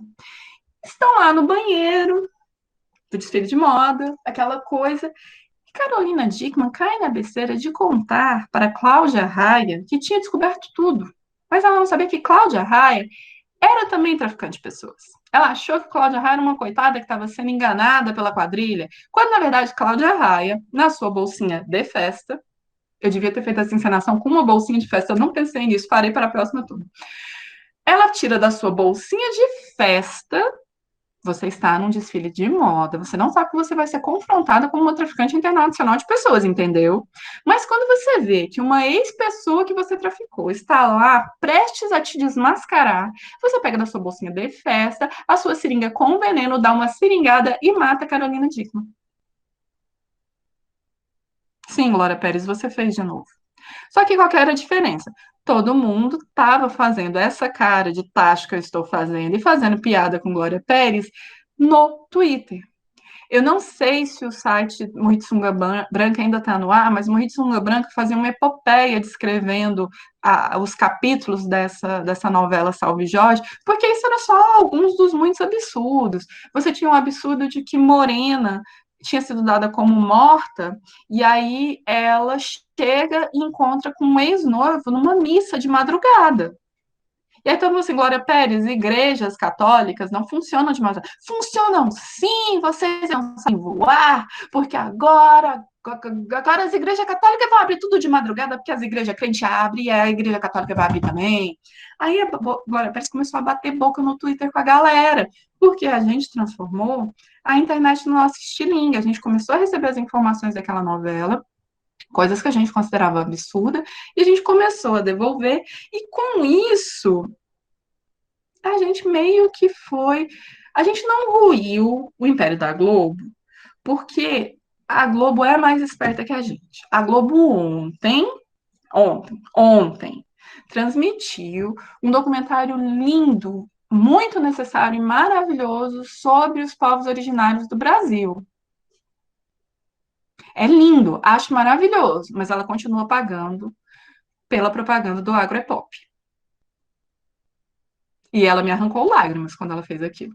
Eu precisei que o Conde lembrasse que a Agropop e risse da minha cara, para me lembrar que a Globo me fez de palhaça de novo. Mas ela faz. E olha que eu não sou das pessoas mais burra. E eu sei essas teorias, tudo aí que eu tô contando para vocês. E assim, gente, eu tô contando para vocês de uma forma engraçada, porque isso aqui é muito um panorama bem superficial dessas possibilidades. E a teoria da convergência, você tem muitos livros, é uma coisa que a gente estuda a fundo, porque a partir do momento que você entende essa possibilidade de que a massa pode devolver para o grande conglomerado ideias, opiniões, e muitas vezes. Gente, 50 tons de cinza é fanfic de Crepúsculo. Todo mundo sabe do que eu tô falando? Tanto do Crepúsculo quanto dos 50 tons de cinza? Crepúsculo, a série da Stephanie, não sei das quantas, Stephanie Meyer, que é uma escritora mórmon, que ela pegou um caso de amor de um vampiro de 250 anos que não tem uma linha de sexo. Não tem, né? Porque a Bella engravida, mas enfim, é uma coisa mais afável, né? E aí você tinha os fóruns de fãs, e muitos deles escreviam histórias eróticas a respeito de Edward Bella e tal, E aí uma editora viu, achou que a história era promissora e virou 50 Tons de Cinza. 50 Tons de Cinza começou como uma fanfic de Crepúsculo, pelo menos é o storytelling que eu conheço. E aí,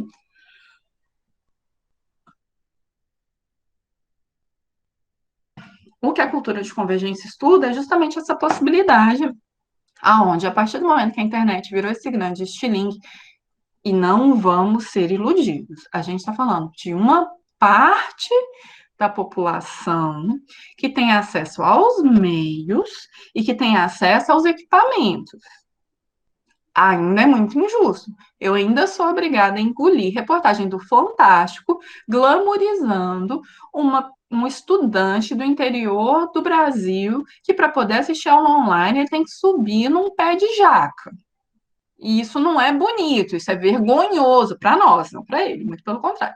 É vergonhoso para nós enquanto sociedade, que estamos aí elegendo as mesmas pessoas desde sempre e produzindo tudo isso que a gente vê.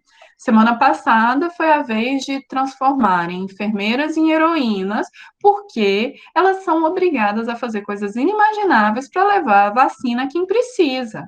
Elas são heroínas, tudo bem, nada contra elas serem heroínas. Eu sou contra elas precisarem ser heroínas. Então, eu estou falando de uma perspectiva de que o jogo virou e de que agora a gente pode produzir esse conteúdo, mas vocês precisam ter isso em perspectiva. Esse nós é um nós muito limitado, tá? A gente não está falando do acesso a todo mundo. Claro que eu estou falando disso a partir de uma perspectiva que isso é muito importante, né? Que isso é muito legal, porque isso pode ser muito legal, mas também pode ser uma grande desgraça, porque a gente passa a duvidar de tudo. A gente passa a dar ouvido a tudo. E quando a gente duvida de tudo ou dá ouvido a tudo, a gente não ouve nada e não dá ouvido a ninguém. Bem, na realidade da realidade é essa. Então, assim, a teoria da cultura da convergência, ela começa a perceber que os produtores de entretenimento, de produtos, né, de produtos culturais, de produtos de entretenimento, que não perceberem essa necessidade de convergência dos meios, eles vão cair. Se a J.K. Rowling não tivesse permitido que Harry Potter ganhasse cinema, ela muito provavelmente não teria tanto um sucesso tão sólido quanto ela teve, como que ela teve em Animais Fantásticos, onde ela habita, que meio que deu uma licença para ela ser transfóbica.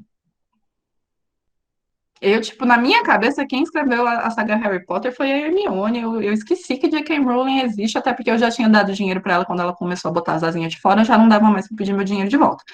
Mas a gente tem toda uma construção de necessidade de convergência desses produtos midiáticos para eles estarem presentes em muitas mídias. E isso é tão assustador que atualmente a gente consegue observar isso nas marcas. É uma marca que não tem a presença digital, e a pandemia evidenciou isso mais ainda, ela meio que morre. As vendas caem, o que a gente chama na publicidade, no marketing, de momento de descoberta da marca, antigamente ele se dava através da publicidade em grandes meios. Hoje, às vezes, essa descoberta da marca dá pelo patrocínio de digitais influencers, porque são mais acessíveis. Lembra a ideia de consumo que a gente estava falando antes, lá do MISOF? A gente, quando ligava a TV, a gente tinha consciência que a gente estava consumindo um produto produzido por alguém.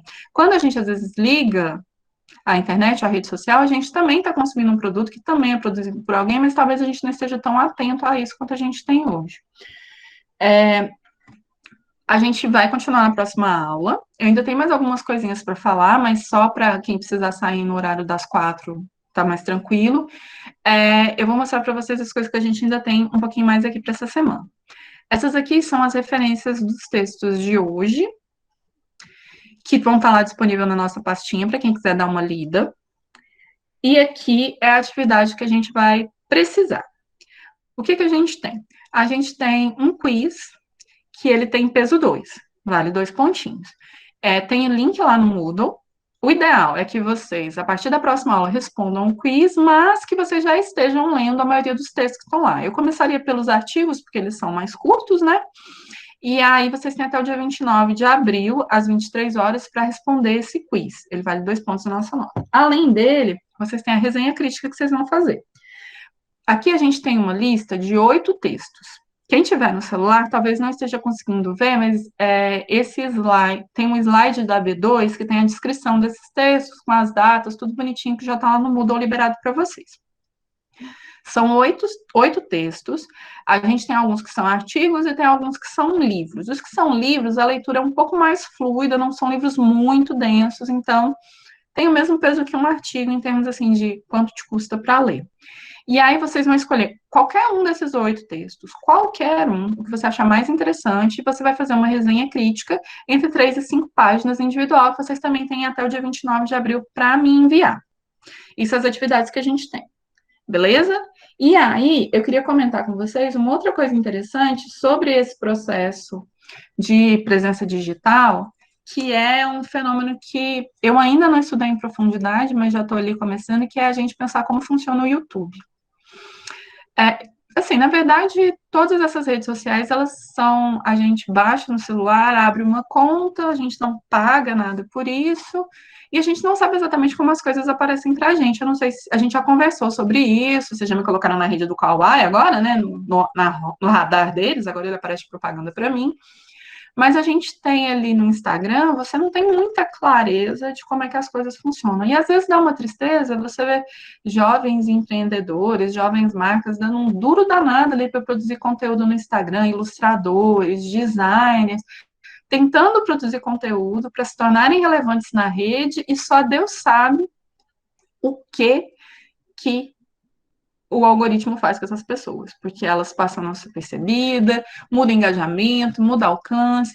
Eu não sei se vocês estão familiarizados com todos esses termos de redes sociais, mas ultimamente tem sido um dos lugares onde a gente mais veicula conteúdo. O Instagram tem sido um palco para grandes marcas e pequenas marcas. E quando você está dentro do Instagram, você antigamente analisava a quantidade de seguidores de um perfil. Depois você começou a analisar a quantidade de curtidas e comentários em fotos. Aí isso mudou para uma figura misteriosa chamada alcance e engajamento, que para mim ainda é um mistério, como é que aquilo se constrói. Mas a gente não tem domínio nenhum sobre aquelas redes e muitos de nós têm a vida profissional entregue àquelas redes. E eu não tenho solução para te dar também, não. Me incomoda, mas eu não tenho solução para te propor. Eu falo assim, não, abandona o Instagram e vai para... Não tenho. Porque não adianta a gente ir para um lugar onde não tem ninguém para ouvir, né? A gente, do grupo de pesquisas LEDs, tem um trabalho junto da cadeia produtiva do Sururu, e um dos nossos próximos passos, antes da pandemia, era pensar em ajudar muitos desses artesãos a ter presença digital. Aí veio a pandemia, eles não têm presença digital, muita gente ficou sem renda, porque não tinha como vender as coisas, quando a gente teve um fechamento mais rígido, e isso faz muita falta. E aí é um campo onde os serviços de design, principalmente de produção gráfica, né, de design gráfico, está sendo muito requisitado e a gente não sabe de fato o que funciona. A gente vê o que está funcionando, imita, e quando vê não está mais funcionando, e aí tem que arrumar um outro jeito. E aí é muito importante a gente ter tanto essas teorias a respeito da indústria cultural, teoria da convergência, pensar em cultura visual, para a gente poder ver como é que a gente se posiciona dentro desses mercados. Que eu ia falar do YouTube, olha, tanto que o YouTube é uma coisa maluca. Quando o YouTube começou, ele dava a possibilidade para que qualquer pessoa fizesse um canal falando daquilo que gostava, do jeito que quisesse. E aí, outras pessoas que gostavam daquela mesma coisa, ou de alguma maneira trombavam naquele conteúdo, se identificavam, começavam a assistir. À medida que esses views, né, que a pessoa começava a ser vista por muita gente, o YouTube começava a monetizar e a pagar para ela por conta dessa produção de conteúdo. Aí, o YouTube começou a mudar o algoritmo, que é o que eles chamam de algoritmo da felicidade. Ele vai te sugerir coisas que você vai clicar, coisas que você vai gostar, assim como são as propagandas. Eu tô falando antes do YouTube ter propaganda. Aí você começou a ter... Lembra aquele produtor de conteúdo que falava do que gostava, do jeito que gostava, quando gostava? Ele foi apresentado ao ganhar dinheiro. A partir do momento que ele começou a ganhar dinheiro, ele começou a ser imposto para ele como fazer, quando fazer e de que jeito fazer. Ah, não, todo mundo agora tem que fazer vídeo curto, porque vídeo longo no YouTube não dá certo. Aí todo mundo ia fazer vídeo curto. Ah, não, agora o YouTube ele só tá dando dinheiro para quem produz um cenário muito legal. Vamos todo mundo investir em cenário. Não, as pessoas iam mudando a fim de ganhar dinheiro. E aí o YouTube começa a se perguntar por que que o YouTube não é mais o mesmo. Gente, vocês, YouTube, mataram o YouTube. E eu tô falando isso provavelmente no YouTube daqui a algumas horas.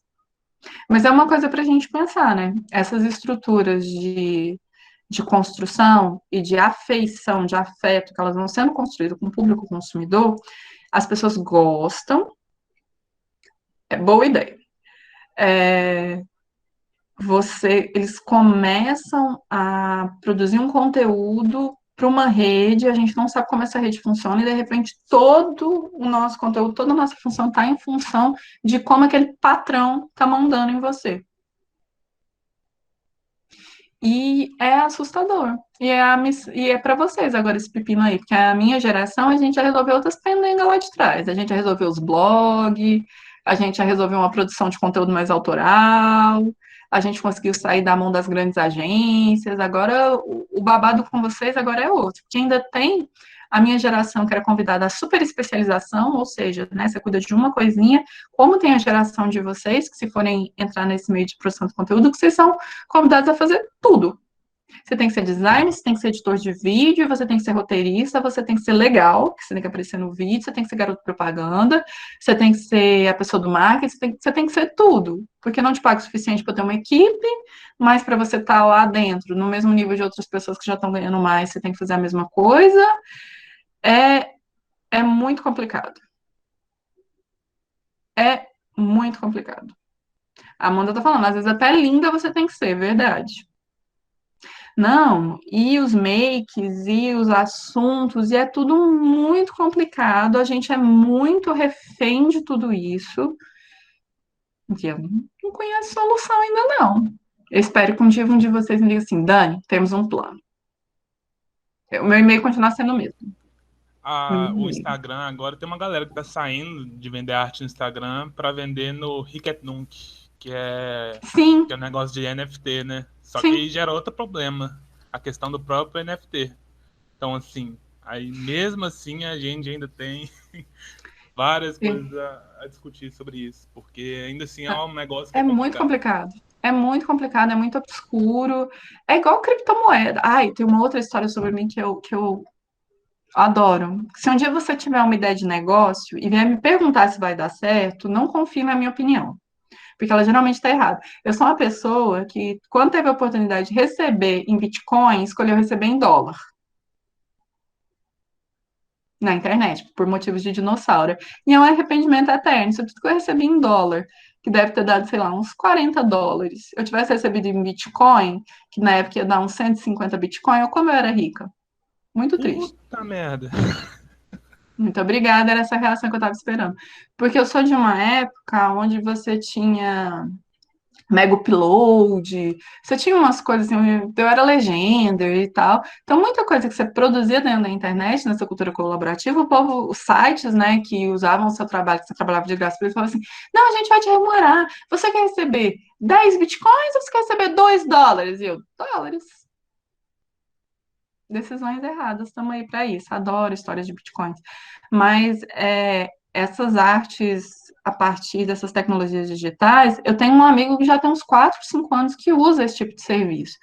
O Dreamer fala que está sendo interessante até popularizar, porque a partir do momento que popularizou, todos os problemas que podiam dar começam a de fato acontecer. Porque quando ele é mais restrito, ele sofre menos ataque, você tem menos problema de fraude no processo, por assim dizer. É muito complicado. Mas, na verdade, o mundo sempre foi muito complicado. A gente vive numa estrutura que é bastante esquisita, essa estrutura capitalista. A gente é a base da pirâmide, por mais que a gente ache que não é a base, sim, a gente é a base da pirâmide. Por mais que vocês sejam considerados elite intelectual do país, que entraram numa universidade federal, a gente sabe que o buraco é um pouquinho mais embaixo, né? A gente não tem esse acesso todo que as pessoas acreditam que a gente tenha. Mas, enfim, quero deixar vocês com essas pulguinhas. E na semana que vem a gente discute mais algumas teorias, algumas um pouco menos contemporâneas, mas ainda muito atuais. E aí, por favor, apareçam na quinta-feira.